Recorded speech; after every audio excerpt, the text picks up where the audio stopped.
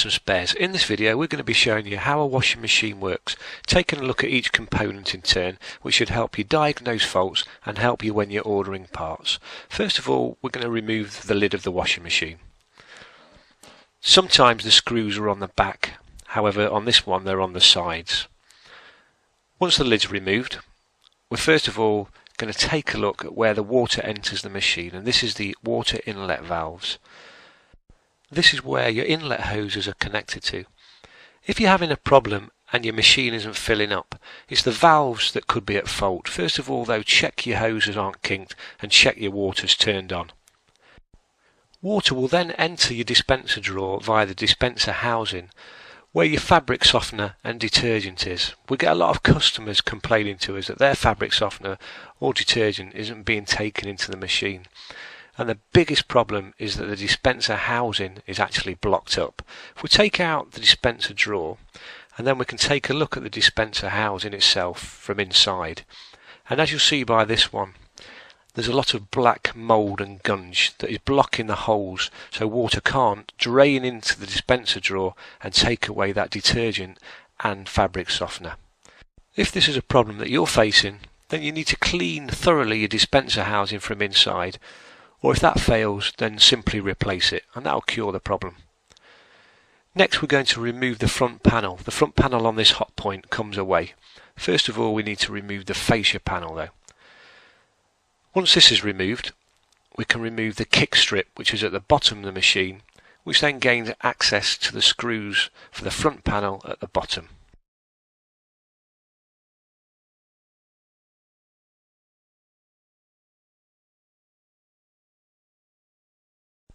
Next we need to remove the front part of the door seal.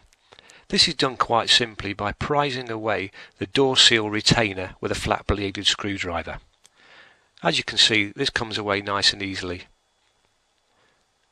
Make sure you save the wire retainer for when we refit the door seal at the end.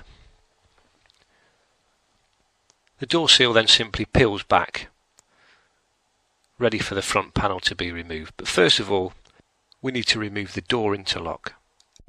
This is held in place by a couple of screws on the front panel. The door interlock is a safety mechanism that ensures the machine will only work when the door is closed.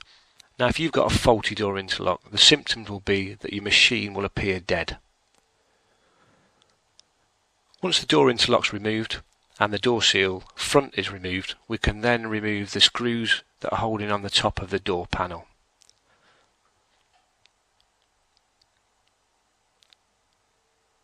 Now the door panel will simply just lift away.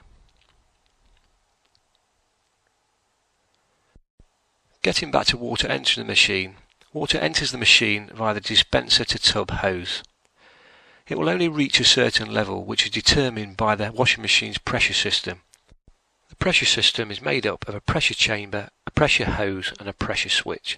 If your machine is overfilling, then this could be the area for concern. Pay particular attention to the pressure chamber for blockages and the hose for any holes. Obviously a washing machine is susceptible to leaks, and these can be from all perishable parts of the washing machine, including the tub itself. Next, the water will begin to heat up. This is done by the heater element, which will be found at the bottom of the machine. If yours is faulty, then your water won't be heating up. This is controlled by the thermostat, which could also be the cause of the problem. Once the heater element has been turned on, the wash cycle will begin and your drum will turn backwards and forwards, agitating the clothes. Now if your machine fails to do this, then there's a problem, and it lies normally with either the belt or, worst case, the motor itself. Don't suspect the motor straight away. It's likely to be the carbon brushes if the belt is still intact. Once the machine has finished the cycle, it will then pump the water out. This again will be found at the bottom of the machine. So if your machine isn't emptying, then this is the likely cause. Always check for blockages first though. The final part I want to mention is the control module or timer, the brains behind the machine. When something goes wrong, people often assume this is where the fault will lie. However, more often than not, the fault actually lies with one of the components we've already mentioned. Well, thanks for watching. The machine we've been demonstrating on is a Hotpoint washing machine. If yours is another brand, then it might be slightly different. However, the components will all be very similar.